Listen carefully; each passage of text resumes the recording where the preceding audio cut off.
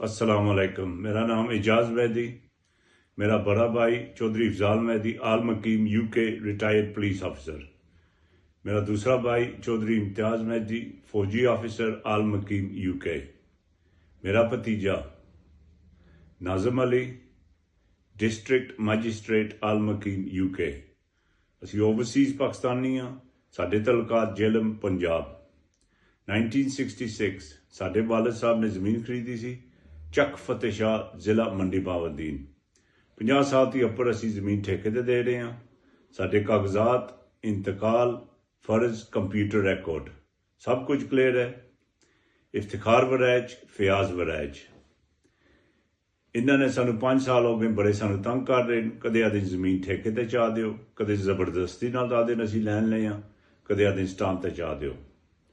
19th of April 2024 इन ਬੰਦਿਆਂ ਨੇ district ਇੰਤਜ਼ਾਮੀਆ ਮੰਡੀ ਬਾਵਦੀਨ ਦੇ ਮਿਲੀ ਭਗਤ ਨਾਲ ਇਹਨਾਂ ਨੇ ਸਾਡੀ ਜ਼ਮੀਨ ਉੱਪਰ ਕਬਜ਼ਾ ਕਰ ਦਿੱਤਾ ਹੈ।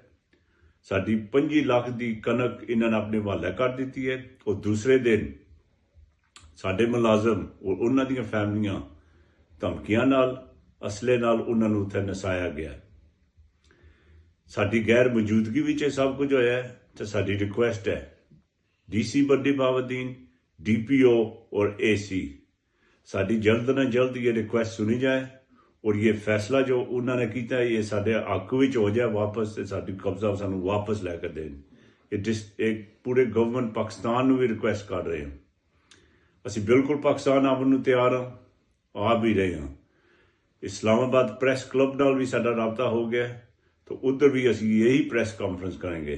तो बराए मेहरबानी ये जल्द न जल्द फैसला वापस होना चाहिए। जज़ाकल्लाह।